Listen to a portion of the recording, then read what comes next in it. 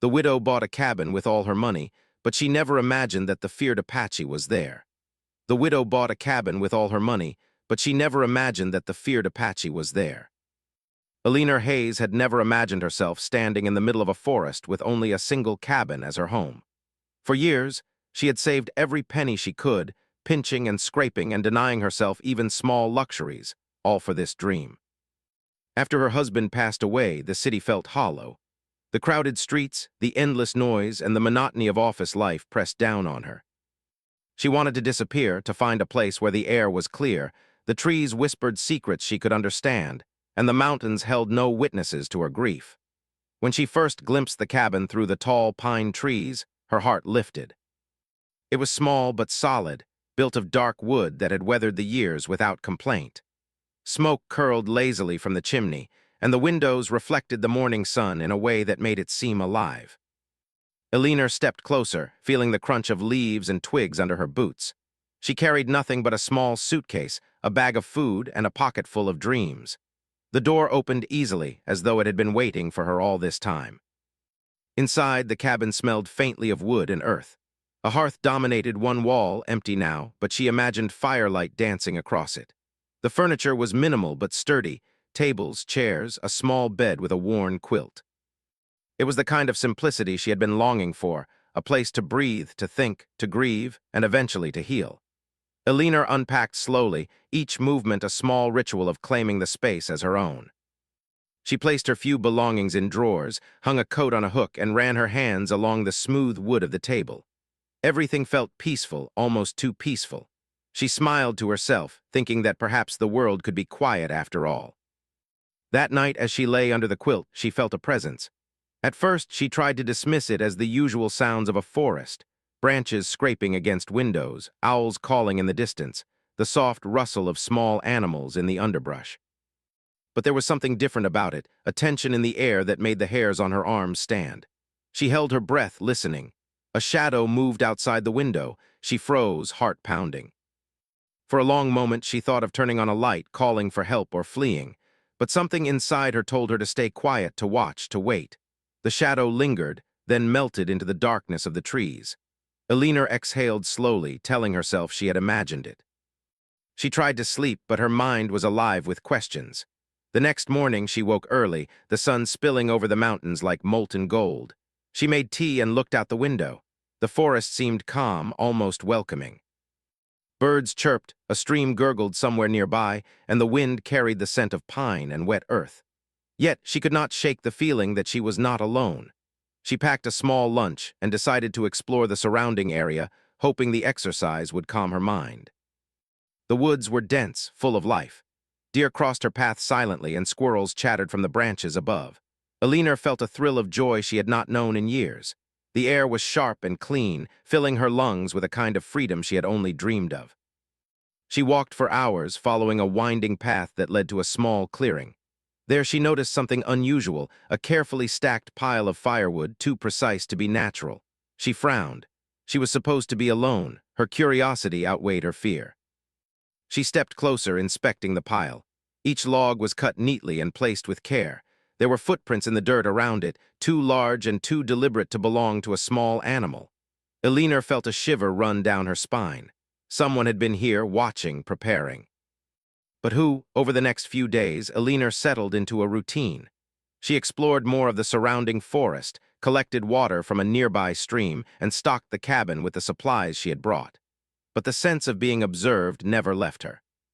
Small signs appeared in odd places: an arrangement of stones outside the cabin, a faint trail of footprints that disappeared into the woods. Even food she had left out sometimes moved slightly.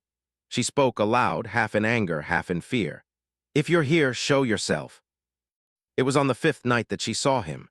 She had been sitting by the fire, the soft glow illuminating the cabin, when movement at the edge of the window caught her eye. She froze. There, standing just beyond the clearing, was a man. He was tall, muscular, and clothed in earth tones that blended perfectly with the forest. His eyes met hers, sharp, intelligent, unyielding. There was a power in his stance, a quiet authority that made Eleanor instinctively step back. He did not speak. He simply watched, as if assessing her. Eleanor's mind raced with questions. Could he be one of the local hunters, a hermit, or something more. The rumors she had heard from townspeople came unbidden to her memory. The feared Apache, a man who survived in the wilderness alone, a ghost to those who crossed the mountains. People spoke of him in whispers, as if naming him aloud could summon trouble. And now, here he was. Despite the fear that gripped her, Elinor did something she never imagined she could. She spoke to him. "I'm not here to hurt you," she said, her voice steady despite the pounding of her heart. The man's eyes flicked, studying her. After a long pause, he nodded once, almost imperceptibly, then vanished into the shadows. For days after, Elinor found herself on edge. Every sound in the forest made her jump, every movement through the trees drew her gaze. Yet she also felt a strange comfort knowing he was there, watching, silent like a guardian. The forest, once only a place of isolation, became alive with tension and possibility. One morning, she ventured farther than she had before, following the sound of the stream. As she crossed a small bridge of rocks, she stumbled upon a trap, expertly hidden, designed to catch animals. She realized then that the man's presence was more than a story. He was real, and he was skilled beyond anything she had imagined. Fear mixed with awe. Humans, she thought, had a remarkable ability to adapt, to survive, and this man, this Apache, was a living testament to that truth. Elinor returned to the cabin, her mind racing. She realized she had two choices: retreat into fear or step forward into understanding. She chose the latter. She began leaving small gifts near the firewood pile, food, water, even a note simply saying, "Thank you." It was a gesture of respect, a small bridge between her world and his. Days passed before he responded, leaving a bundle of firewood arranged neatly, as if to say, "I see you. I understand." Through the weeks, Elinor settled into a new rhythm. She learned to listen to the forest, to read the subtle signs of life and movement. She grew stronger, more confident, more attuned to the wilderness than she had ever thought possible. She discovered that humans could endure, adapt, and thrive in ways that were almost legendary. And she realized that she was not alone, not truly, not while the feared Apache roamed these mountains, a silent testament to survival and skill. By the end of the first month, Elinor's fear had softened into cautious respect. She no longer started at every sound or shadow, and she even began leaving small trails for the Apache to follow, curious to learn more about him, to understand the man who had lived outside civilization, and yet was more human than most people she had known. She had bought the cabin for solitude, but instead she found something unexpected, a living lesson in human resilience, a mystery that challenged her to grow, and a connection that spoke to the enduring strength of human spirit.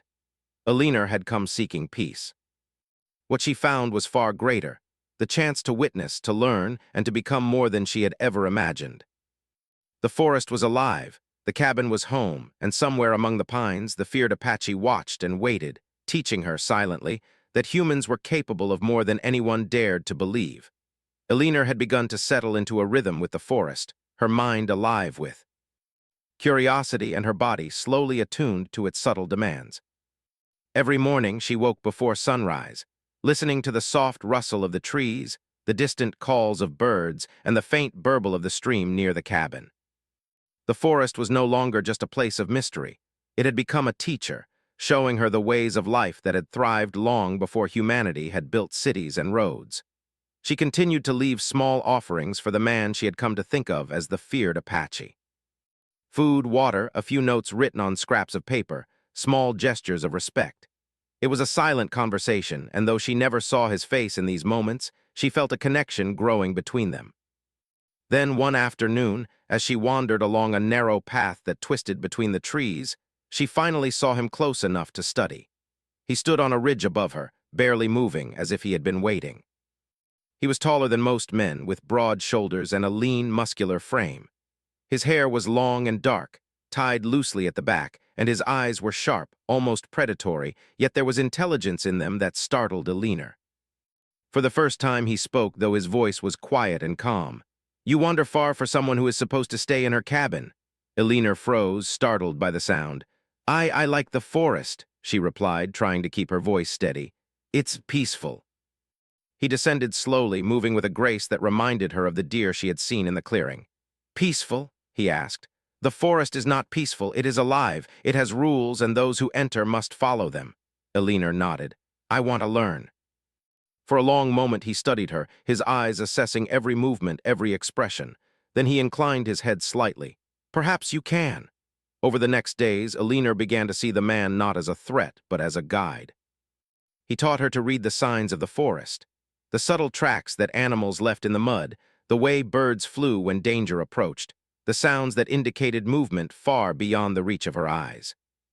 She was a quick learner, her city life having sharpened her mind even if her body had been unused to such labor. She discovered that humans had always survived by observing, adapting, and thinking, a lesson the Apache impressed upon her repeatedly. One morning, while they were examining a stream for signs of fish, Alina noticed a faint glimmer of metal beneath the water. "What is that?" she asked, pointing. The Apache knelt beside her, studying the object with careful fingers. "A trap," he said, his voice low. "Someone has been here setting snares, not for animals." Alina's stomach tightened. "For people," he nodded. "Perhaps the mountains are not as empty as you think. Some seek to take what is hidden here. Minerals, timber, land, others worse." Fear and excitement mingled in Alina's chest. Her solitude, which she had thought she wanted, suddenly seemed fragile. "What do we do?" she asked. The Apache did not answer immediately. Instead, he scanned the forest, his eyes sharp and calculating. "We prepare," he said finally. "You will stay close to me. Watch, learn, and do not hesitate. Humans can be cunning, but we can be cleverer." It was the first time Alina truly understood the depth of human potential. Survival was not merely about strength or skill. It was about awareness, creativity, and courage. Her heart raced as she realized that this man, the feared Apache, was both teacher and protector, guiding her to discover abilities she had never thought she possessed. Over the next few days, they prepared. The Apache showed her how to move silently through the underbrush, how to hide without leaving a trace, and how to use the natural environment to their advantage. Alina found herself growing stronger, faster, more confident. Every lesson, every small success, fueled her determination. She had come to the forest seeking peace, but she had found something much more compelling: the chance to be fully human, to test her mind and body against the challenges of the wilderness. Then one evening, as the sun dipped behind the mountains, the danger they had prepared for arrived. Alina saw the first sign long before she heard it: a flash of movement near the trees, a sound too deliberate to be an animal. The Apache signaled her to stay low, crouching beside him as the intruders entered the clearing. 3 men emerged, their equipment crude but dangerous. They carried tools for mining, explosives, and weapons. Their eyes were greedy, scanning the forest as if it were nothing more than a resource to be claimed. Alina felt a surge of fear, but she also felt a spark of courage. She had learned from the Apache, and she would not be powerless. The Apache moved like a shadow, setting traps and signals that Alina could barely follow. He whispered instructions, and she obeyed, her heart pounding with adrenaline. Together, they worked to outsmart the intruders, using the forest itself as their ally. Rocks, branches, and the natural terrain became instruments of defense. Alina marveled at the way the Apache anticipated every movement, every decision, predicting what the men would do before they even knew it themselves. By nightfall, the intruders were disoriented, exhausted, and defeated. They had underestimated the forest and the humans who understood it. Alina, breathing heavily, felt a thrill she had never known. They had survived together, using intelligence, observation, and courage. It was a victory born not from violence alone, but from the very human ability to think, adapt, and persevere. Afterward, as they returned to the cabin, Alina realized how much she had changed. She was no longer the timid widow who had arrived with only a suitcase and dreams. She had discovered a strength within herself that matched the Apache's skill, a resilience that could face the unknown. He had taught her that humans were capable of extraordinary things, and she had proved it to herself. That night she sat by the fire, her body sore but her mind alive with reflection. The Apache did not speak much, but his presence beside her was comforting. She thought about the months ahead, the challenges, the lessons, the discoveries she had yet to make. The forest was vast and full of secrets, but she was no longer afraid. She had learned that fear could be transformed into awareness and awareness into strength. The days turned into weeks. Alina continued her lessons with the Apache, venturing deeper into the forest, tracking animals, understanding the flow of water, and learning to anticipate the rhythms of life around her. Each day, she grew more confident in her abilities.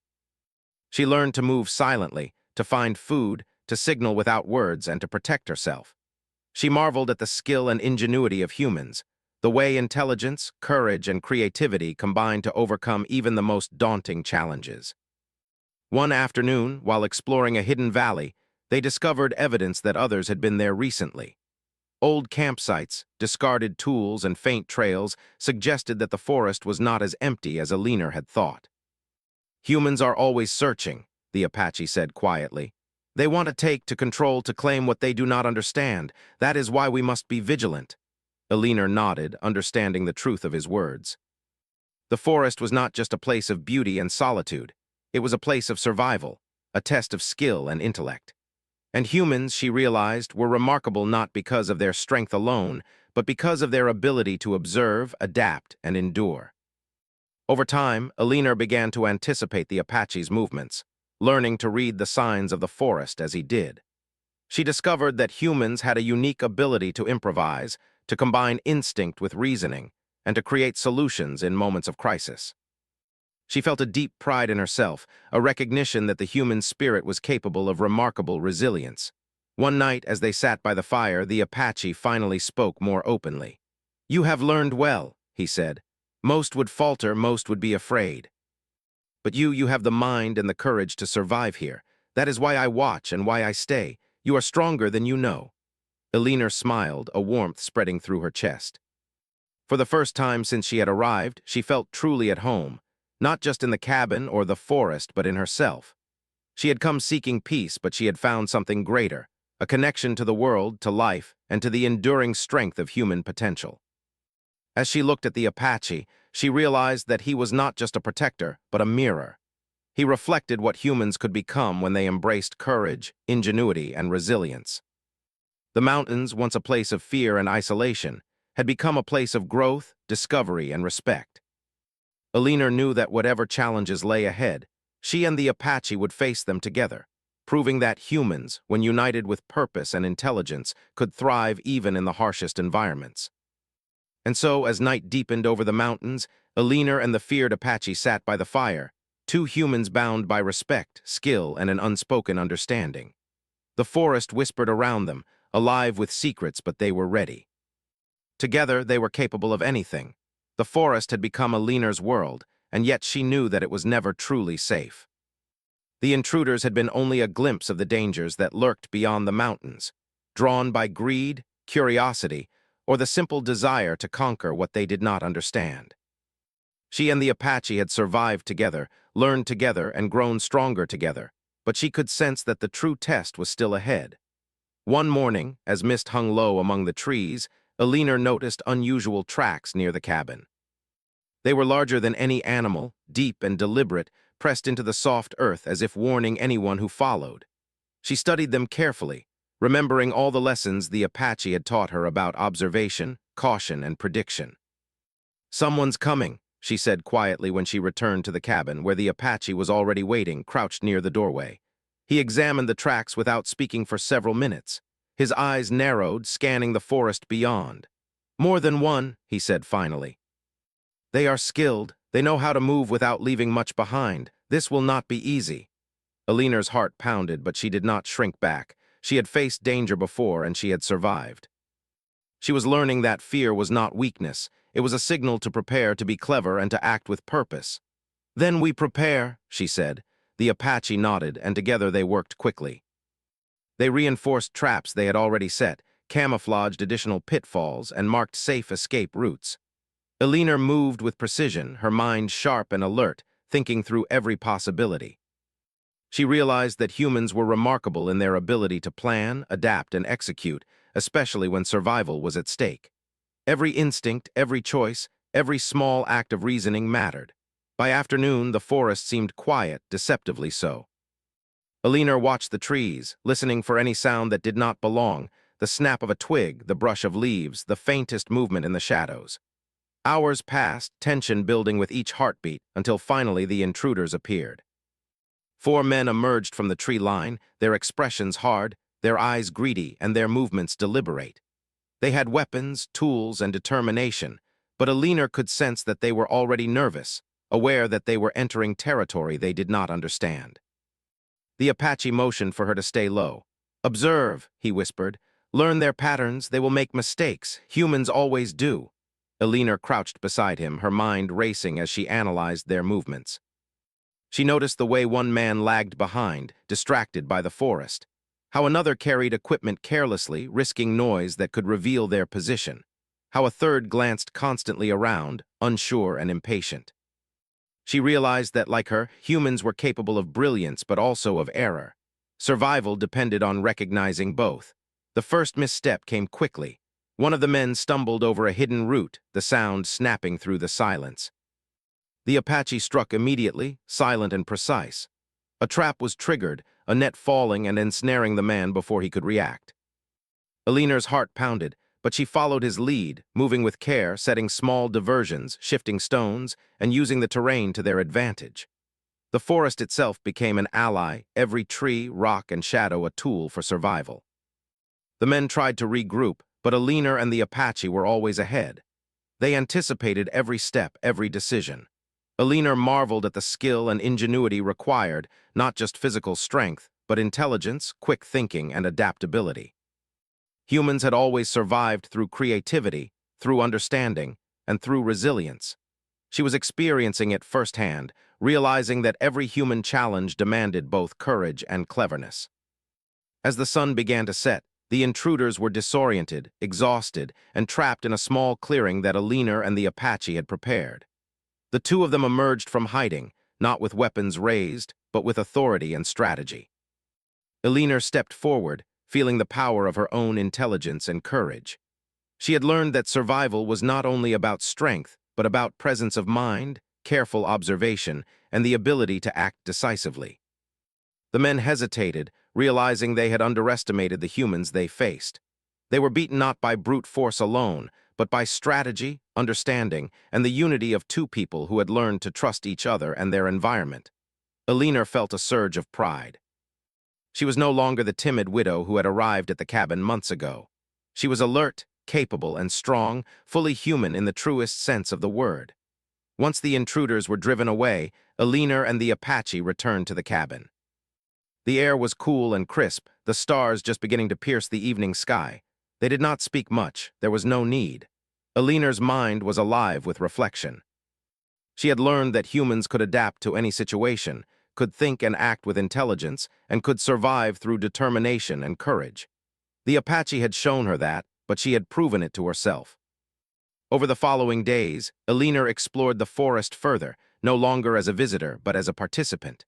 She tracked animals, gathered food, and moved with the confidence of someone who understood the land. The Apache guided her less and less, allowing her independence, recognizing that she had become skilled, observant, and capable.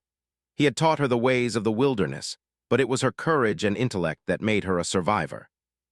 One afternoon, while they were resting near a quiet stream, Eleanor spoke. "I never imagined I could do this," she said softly. "I thought I would just hide in the cabin trying to forget the world." The Apache nodded, his eyes distant but attentive. "Humans are capable of more than they realize," he said. "We survive because we observe, because we adapt, because we refuse to give up. Strength is not just in the body, but in the mind and the spirit. You have learned that." Eleanor smiled, feeling the truth of his words. She had come seeking peace, but she had found something greater. A connection to life, a recognition of human potential, and a partnership that transcended words. She had grown stronger, wiser, and more confident, discovering that humans could endure, create, and thrive in even the most challenging conditions. As the weeks passed, the forest became a sanctuary not only for Eleanor, but for the Apache as well. The two of them moved through the trees like shadows, attuned to every sound and movement. They set new traps, monitored signs of intruders, and strengthened their understanding of the land. Eleanor's confidence grew, and she found joy in the challenge, excitement in the unknown, and pride in her own abilities. One night, under a sky filled with stars, Eleanor realized how far she had come. She no longer feared the forest or its dangers.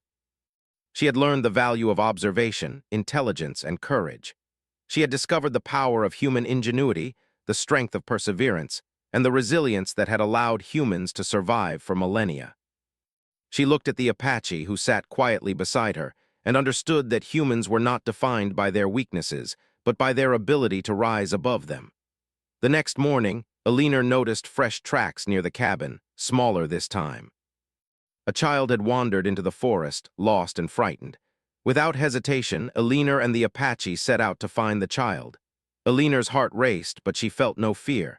She had learned to think clearly, move swiftly, and act decisively. Humans could survive, humans could protect, and humans could grow stronger when they faced challenges together. They found the child near the stream, shivering and alone. Alina approached slowly, speaking in a calm voice. "It's okay.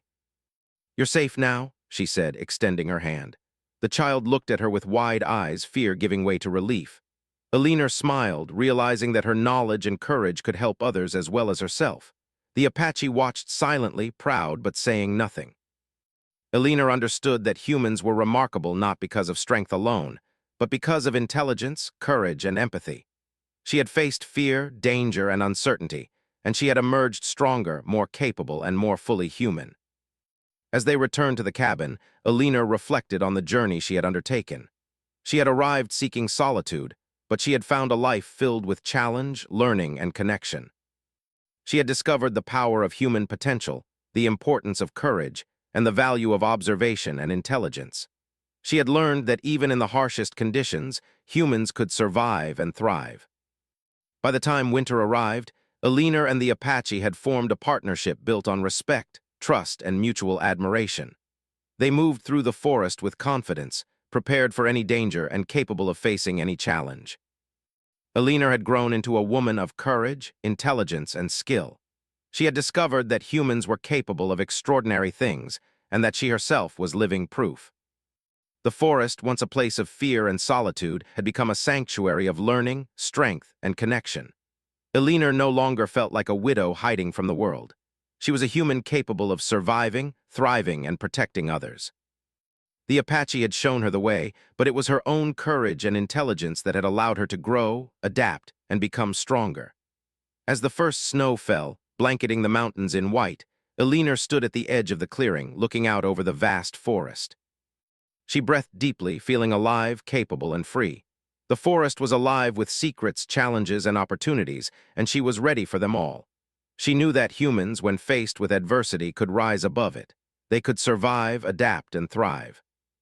The Apache stood beside her, silent but proud, and together they watched the sun set over the mountains.